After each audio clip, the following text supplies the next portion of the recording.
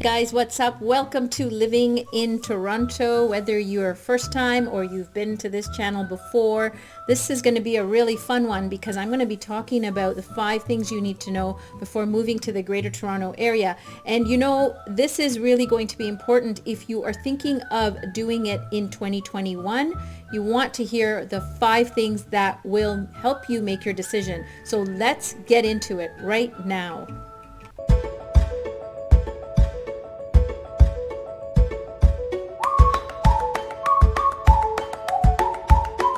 So you're moving to the Greater Toronto area. In this video, I'm going to talk about 5 things that you need to know before buying a house in 2021. Let's get started. Hey, what's up everyone? My name is Nasira Jamal and I'm a local realtor right here in the Greater Toronto area. If this is your first time to the channel and you want to learn everything there is to know about living, working, playing, eating, sleeping, and even the things you should know or consider before moving here, then make sure you hit the subscribe button and turn your notification on so that you get notified every time I upload a new video. Honestly, I get calls every single day from people who are moving here or relocating here, and I absolutely love it. So if you're thinking about moving here, relocating here, or maybe you're just coming here to check it out, then make sure you either give me a call, shoot me a text, send me an email, or you can even send that pigeon carrier. However you want to get a hold of me, I've got your back when you're moving into the Greater Toronto area. Okay, so the very first thing I want to talk about is the question that I get a lot is, the housing market is so high. Are we going to be seeing a correction? Is the market going to crash? What's going to happen if the pricing is as high as it is? Well, Toronto Real Estate Board actually puts out a monthly report. It's called Market Watch. And what you will see here is just, I want to show you the year over year increase from 2020 to 2021. It's gone up 15.5%. So what does that mean? It means that, let's say you purchased a home last year for $600,000. So let's do some calculations here just so you can see it. So let's say it's $600,000 times it by 15.5%, right? You can see that. And if we press equals, it's a whopping $93,000. That is how much equity is built up if you had bought this home last year. And we're seeing this go up. And why is the housing going up? Well, consider the interest rates. We are at a historical low in terms of our lending rates. We're under 2%, and it's like free money. So what does that mean for you if you're thinking of purchasing a home? It gives you more purchase power. So if you can consider that the interest rate is lower, you either can have your payments lower. If you're, let's say, still considering only a purchase of $600,000, you have more buying power, but it doesn't mean you have to buy a bigger house or take on a higher mortgage if that's not what is required for you and your family. But if you, let's say, really needed a 4-bedroom home, 3 bathrooms, and it's $700,000, with the low interest rates, you actually have more buying power. You're going to be able to qualify for that larger property price based on your needs. And also, I mean, you want to really consider, if it is like that, where you are getting the lower interest rates and you're able to afford more house, and let's say you don't want to take that route of just going for a bigger house, you may just want to top up what you're paying in principal. You can accelerate your payments, because if your monthly payment is lower than what you anticipated, or you have some extra funds, you can actually put more towards your principal and pay that mortgage down.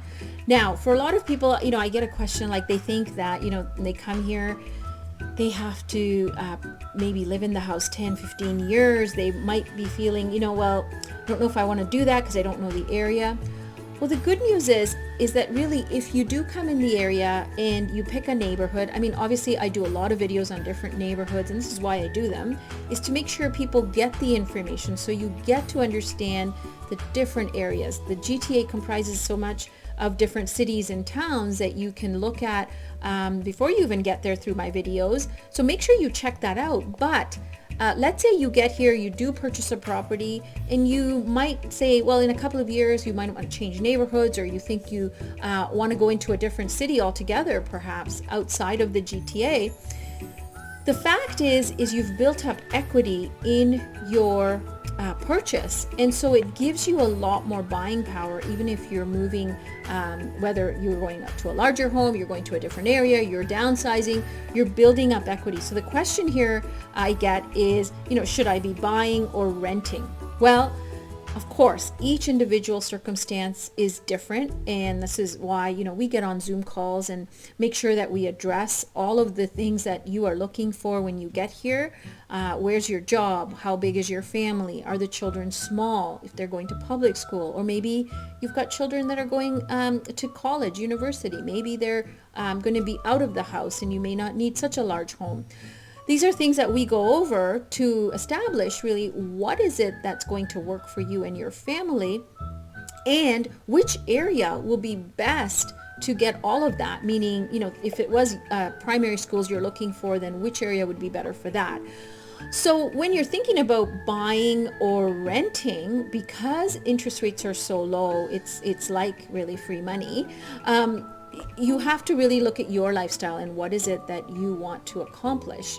Now, for some people, they may have a huge down payment. They might be coming in with, more than 20% or 20% of a purchase price. So let's say for $500,000, you've got 20%, which is $100,000. So you've got quite a bit coming here in terms of your down payment. Now, what is going on in the market right now is really something you have to look at.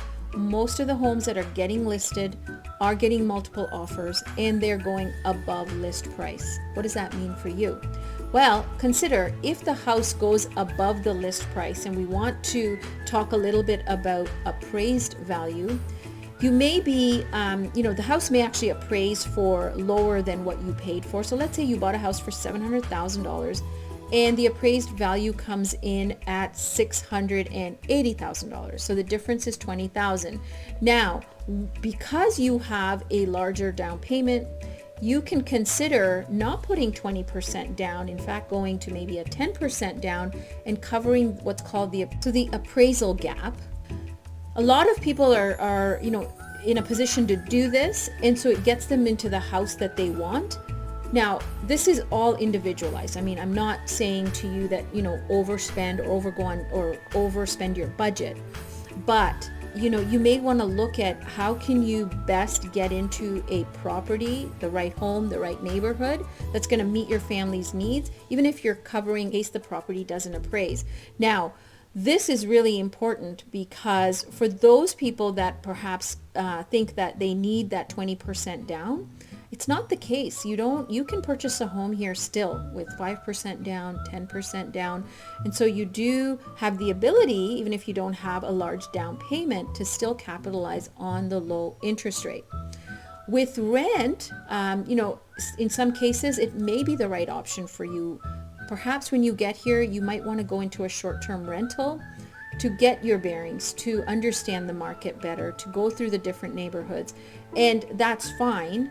As long as you understand that since we are seeing such gains in our property prices are going up, market values going up. So, you want to just consider that is it the right option even to buy now, rather than, even 6 months down the line or a year down the line. If you are coming here and, you definitely know that you're going to be purchasing, it may be a good idea to get into a short-term Airbnb, 30, 60, even up to 90 days. I find that people are able to get their bearings, establish sort of the area. That's what we do. We take our clients out. We make sure that we show them the different areas depending on their lifestyle and what they need. And this is why the first, right now we're doing Zoom calls, but if you're here in person, we'll meet with you and discuss what is your objective. It's really important to figure that out and understand that so that we can guide you in the right direction. It saves you a lot of time. It gives us the ability to show you the things that are most important to you. And so if you're doing a short-term rental, whether it's a 6-month rental or an Airbnb situation, you will allow yourself some time to really, put your boots on the deck, and we can start going and looking at properties. And that is really one of the key things, is to understand the different neighborhoods. The GTA is a large area. It comprises of so many different regions and districts, and to understand sort of, how far you are from Toronto or downtown core, what are the transportation avenues to get through. Is there a GO bus? Is there local busing? Is there subways, transportation with cars? Is there, there's obviously the 400 series highway. So we'll go through all of it to make sure that before you make the decision of the area, you are very well versed on what will work for your family over the long haul. So that's, of course, these are really important things that have to be considered. The things that really you have to look at as well is infrastructure. When you're coming into a big city like Toronto, you want to look at which cities have the access to, if you're working downtown Toronto, that GO train coming straight down Toronto. In a lot of my other videos, I've talked about the distances. In fact, I'm going to be uploading a new video in the coming weeks with the cheapest areas in the GTA and how far they are from Toronto. So that is definitely a video to look out for, because you may not want to live in perhaps right in the downtown core, or you may not want to live in the larger cities that are touching Toronto like Mississauga or Brampton, because their pricing is higher. But what I am going to talk about is going through different areas that gives you more buying power, even though they're not still too far from Toronto, about an hour max, but still smaller areas that can give you more house for less money. So look out for that. So let's talk about, we talked about infrastructure in terms of roads, but what about jobs? So this is another thing that you want to consider. Now, the GTA is, has a lot of technology, communications, manufacturing. There's a lot of retail jobs, and we are big on the financial services industry side as well as healthcare. So we have a lot of big sectors in terms of employment.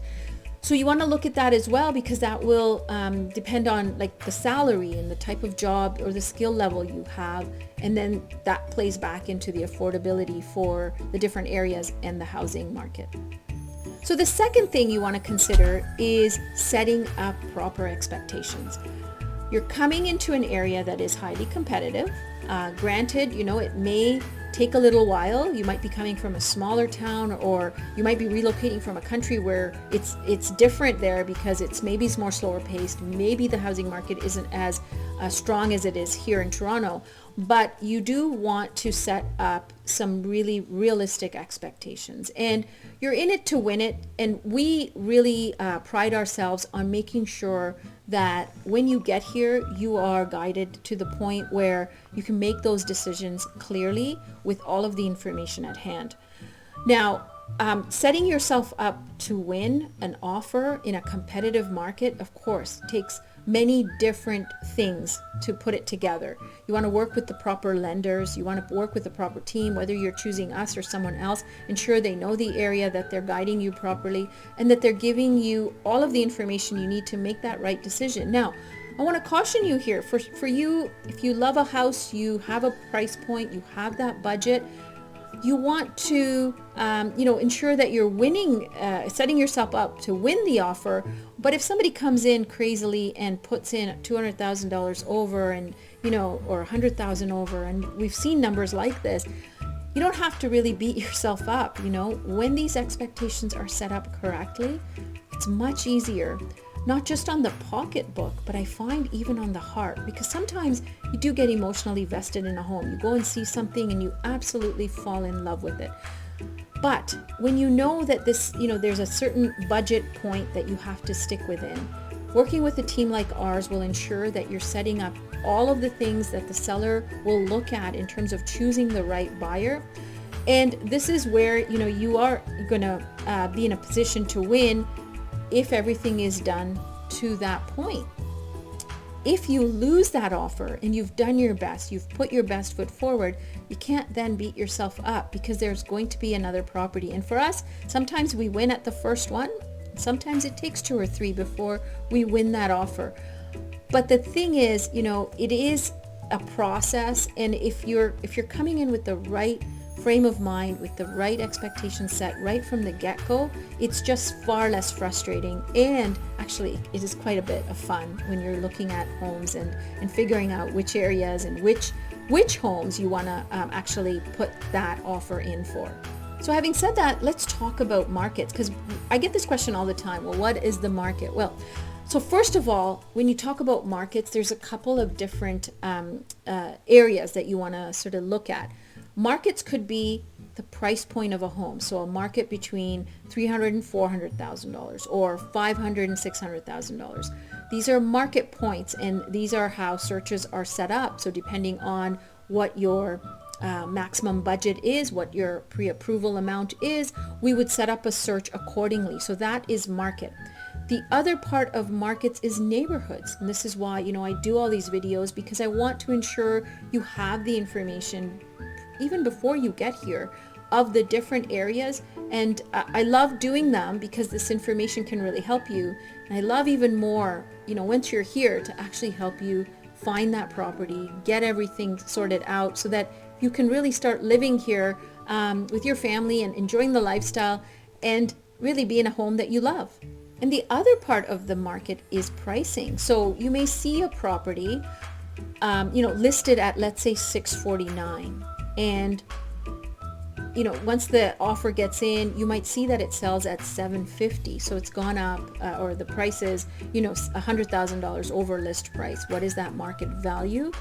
That's really important, because that's also something that you have to know and understand based on your budget, because you don't want to be looking at, let's say, a $750,000 home, and that's your maximum budget.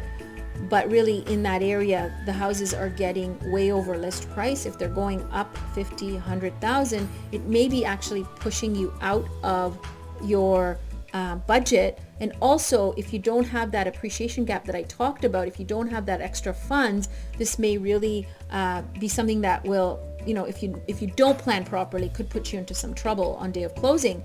Because if it doesn't appraise, and like I said, if there's $20,000, $30,000 at your difference, the bank will expect you to bring that difference up on your own. So that's why, having that bigger down payment helps you. But this is something that when we sit together, we will discuss, so we know what that gap could be and where is it safest for you to put your best foot forward on any home, on any offer. These are things that have to be considered. So you might be thinking, well, you know what, the market is way too competitive. Maybe you're thinking, I can't win. It's competitive, but it's not impossible. I mean, we've won many offers, and, it is really setting yourself up for the win based on house, neighborhood, and budget. But it's also working with the right team, ensuring the pre-approval is there. The lender can give us more an idea of perhaps even running what's called an MLE, which is just giving us a ballpark figure of maybe what the appraised value is, so that you're going in with a little bit more information. So again, yes, it's a competitive market. Yes, you may be putting in a couple of offers before you win the right one, but it's not impossible. So number 3, you have to understand the neighborhoods and the different areas. Hence why I do all these videos, so that you can start watching them and trying to get an idea of what neighborhoods that you like, what is the pricing, where's your job, what about the kids' schools. All of that matters. And so I really encourage you, take a look at some of the videos that I've done on the areas and reach out. If there's an area I haven't covered, ask questions. Let me know how I can help you. If there's a particular area you want me to do a video on, just comment below and I'll be happy to do that. Having said that, if you're enjoying this video, do me a favor and hit that like button. You see, these videos can get out to so many more people that are relocating, and I find that, the more people we can help, the more we can do good in this world. And I really believe in all of that in terms of, playing it forward, making sure people get the right information. And so hit that like button so that this video can get out to more and more people. So when we talk about different areas, just know that buying in downtown Toronto is going to be extremely different than buying in city center at Mississauga Square or, central Mississauga. It's going to be, again, extremely different if you're going to be buying downtown Brampton. So this is why, with the different areas, it does help for you to narrow down the areas that you would like to live in based on your lifestyle, based on your job, based on your children's education needs. And you may even have family and friends that you may want to be close to. Lifestyle is another huge one, right? If you're an outdoor enthusiast, you may not really like living right in the downtown core. You may really want to live a little bit in the outskirts, finding an area that has more green space, more conservation areas. Maybe, you want to be out every weekend and going out to some more of the nature spots, like, let's say, Blue Mountain. You may want to live sort of north of Toronto, north of the Greater Toronto area, so that you can have easy access to some of the northern parts, which have beautiful hills for skiing, beautiful landscape. We have a lavender farm. I mean, these are things that are located more on the north of the GTA. And so again, knowing what your lifestyle is, knowing what you really want to experience when you get here, it helps to talk to professionals like our team who can guide you and show you around to the point where you know that the decision you're making is going to be the right one for you and your family. Okay, so number 4. Now, of course, we're in a large metropolitan city when we talk about Toronto. The Greater Toronto area has many different cities and towns, large and small. The thing you have to know when you're coming to a city like ours here, in the Greater Toronto area, is there's growth and development. Exponential in certain areas like Brampton, like Milton, like Burlington, Oakville, Hamilton. These are areas that are seeing large amount of growth with new development, lots of housing, lots of people coming in. So you've got to be a little bit patient if you're going to pick these areas, because the infrastructure, though for the most of the GTA is really quite well done, in the newer areas, newer subdivisions, you are going to be in construction zones, and it's just going to require a little bit more patience. But it's really good for building more equity in your home. As there's more growth, you can capitalize on your investment, and it will help you out later when you sell your home. So this is really something that you want to just bear in mind, that yes, there's a lot of growth in some areas more than others, and there's going to be some frustrations that might show up. Maybe a bit more traffic in those areas. Maybe it's a little bit harder to get to, grocery stores or places of worship. Or maybe you have to travel a little bit out of that area to get to your favorite restaurant. But the thing is, it is a big city, but within the small cities, there's still a lot of things that you can get to relatively easily. So in any growing city, when you are, thinking about how are the people, generally Canadians are very, very nice people, and Toronto is no different. Now, if you are in the downtown core, you may have heard, or if you're searching online, you may hear people saying people are rude or people are unkind. I do have to really say that it just, don't really judge the book by its cover. There are people that may have had certain bad experiences and they're saying that, but really, if you're moving to Toronto, you want to look at the different areas. Most people here, locals, are very kind, and we're not, in a lot of our population, not natives, right? We're immigrants. Most people are immigrants coming into Toronto. We have a huge diverse community in all of our cities, most of our cities. So you will find that people are generally kind. People are very helpful. If you're lost, they'll give you directions. If you say hello, they'll say hello. We love to say "eh," so we hope that you're enjoying this video, eh? So this is something that I've seen so many different comments come through, and it's not one person says it and therefore it's true. You really have to kind of look at it from a broader perspective. And if this is really your goal to come to the Greater Toronto Area and make a life out of it, it's all possible, and people are really nice and can help you, if you're needing help here. So anyways, I just wanted to make sure, because these comments were things that have come up, I've seen it on other platforms, I wanted to just let you know we're nice people. And you know what? When you get here, actually, you have a friend in me. And that means that I'm going to help you out in whatever it is that you require. And that goes for, if you're wanting to look at different properties, you want to go into different neighborhoods, you want to learn about all of the things that make Toronto or the Greater Toronto Area really awesome to live in, then you've got to give me a call, shoot me a text, send me an email. You can even send that pigeon carrier, day, nights, or evenings. I've got your back when you're moving into the Greater Toronto Area. Until the next video, I'll catch you later.